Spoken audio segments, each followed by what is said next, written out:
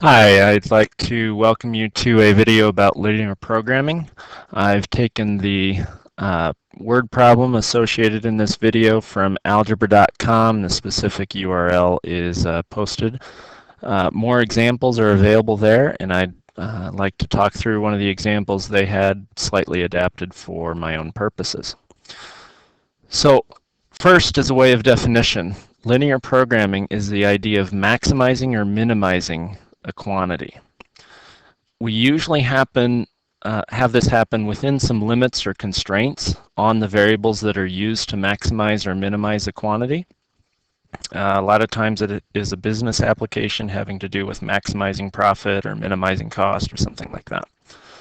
To solve a linear programming problem, you're going to need to often write the inequalities and write the equation. The inequalities are representing the constraints, and then the equation represents maximizing cost or something like that. That equation is called the objective function, good vocabulary word to have in your tool house. After writing these, you are going to graph the inequalities on a grid and use that objective function to solve for these optimal values. Usually what you're going to end up having to do is solve for an intersection to get corners, because there is something I'll talk about a little later called the vertex principle of linear programming. Let's go ahead and dive into the example. I think that'll make a lot more sense. So we have Chime Castle that produces chocolate chips of two different varieties, semi-sweet and milk chocolate, at its plants in Ohio and Virginia.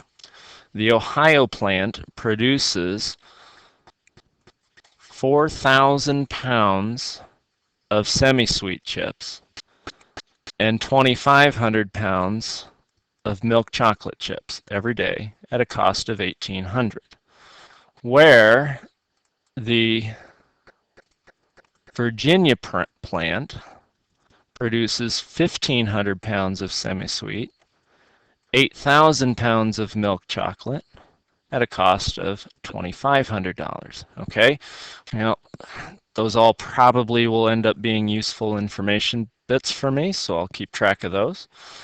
Chime Castle also has an order from my original Lean Deli and Supermarket. I hope they have cleaned for mold. Anyway, for at least 36,000 pounds of semi-sweet chips and 80,000 pounds of milk chocolate chips. How should Chime Castle schedule its production so that they can fill the order at a minimum cost? And what is that minimum cost? Okay, wow. First thing that I need to figure out is, what really am I trying to solve for? What are my unknowns? Well, I know that minimum cost would be an unknown. That's something I'm trying to figure out. Another thing I'm trying to figure out, well, I know something about semi-sweet chips. I know something about milk chocolate chips. But what I'm trying to figure out has to do with Ohio and Virginia. It's the number of days of production at these two plants. So I have those as my unknowns, and that's going to help me set up my inequalities.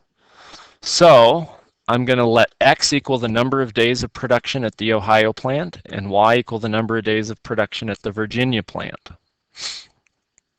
And I'm going to go ahead and copy my information into a table here. This table is going to be highly useful to you. So I've got my semi-sweet and I've got my milk chocolate chips, the two different ones that combine to make a cost. I've got my Ohio plant and my Virginia plant. 4,000 pounds and 2,500 pounds for a cost of 1,800. 1,500 pounds and 8,000 pounds for a cost of 2,500. And we've ordered a total of 36,000 and a total of 80,000. Now let's see. I'm not exactly sure how I should write, if I should write my inequalities horizontally or if I should write them vertically. But what I do know is my cost. I'm going to have cost equal to this and this. So cost is equal to 1,800 times x for the number of days at Ohio, plus 2,500y for the number of days at Virginia. And so that's my cost equation. Cost is equal to 1800x plus 2500y. That gives me a good start. Since I wrote that one vertically, I think I'll try writing my inequalities vertically also.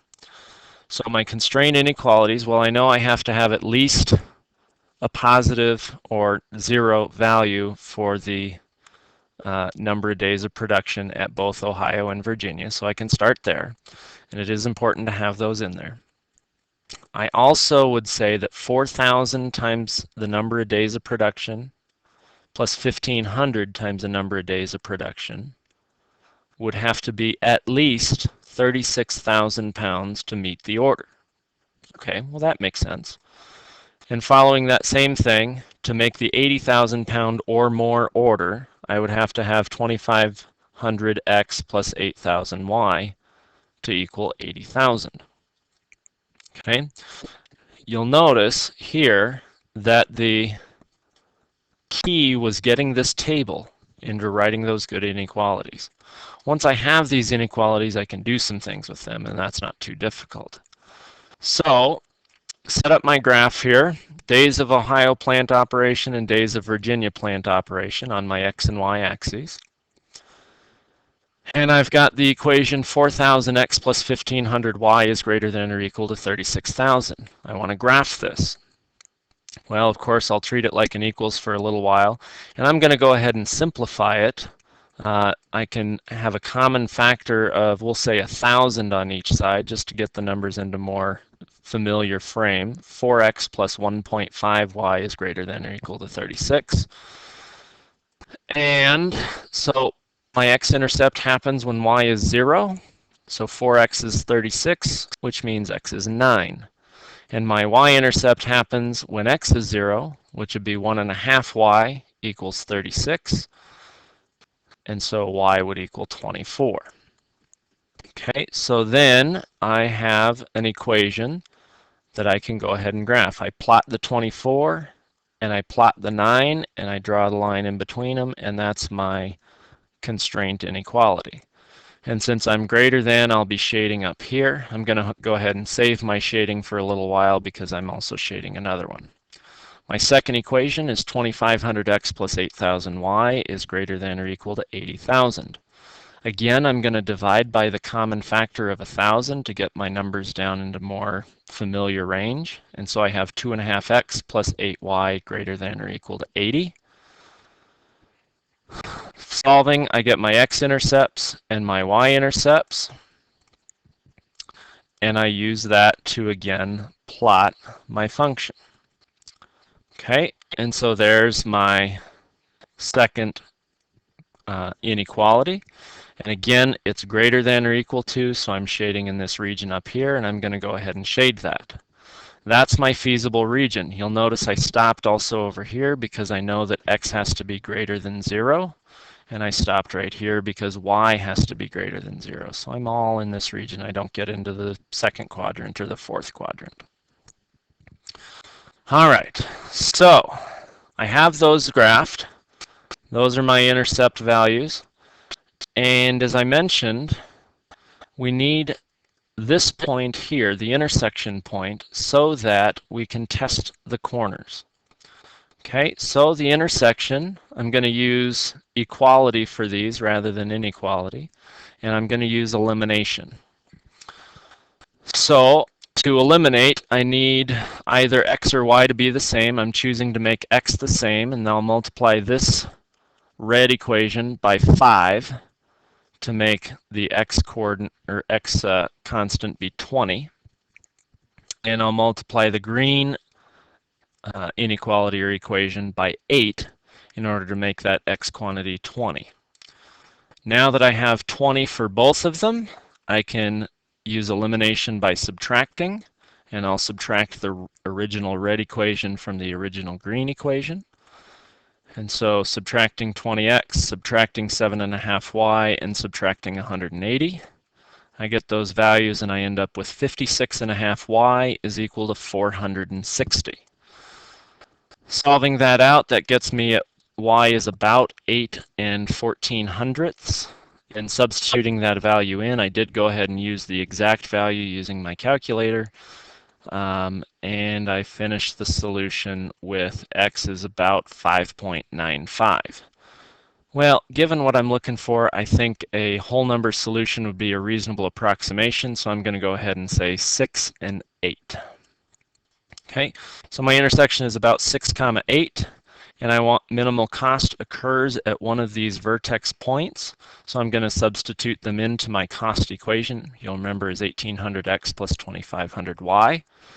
And so I put 0, 24 into that, and I end up with a cost of 60,000. Well, that's pretty expensive, but we'll see where it goes. I put in 32, 0, the other x-intercept here, and I get a cost of 57,600. Nice, I got a $2,400 savings out of that.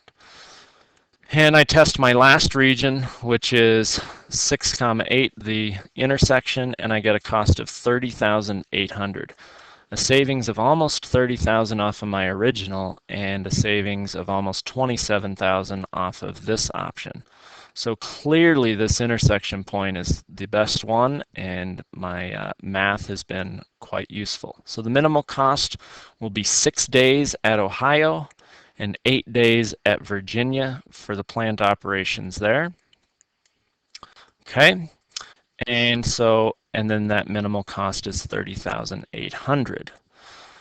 Wow, I've solved that problem. There's quite a bit of steps here. The keys to solving linear programming problems are 1, to identify your unknowns and use those unknowns to define your variables. That can get you set up well. Without identifying your unknowns, it's really hard to know where to begin. Second, write a good constraint table. That was where I clicked on and circled it to be the keys to solving the problem. Using that table to set up your inequalities and then your objective function will make it very useful. Finally, I talked about that vertex principle, the idea that the optimum point is at one of the corners of that feasible region. Another plug for the algebra.com website that provided me the inspiration for this. They do have several good examples to further your studies there. Hope you found this useful, and we'll see you in class.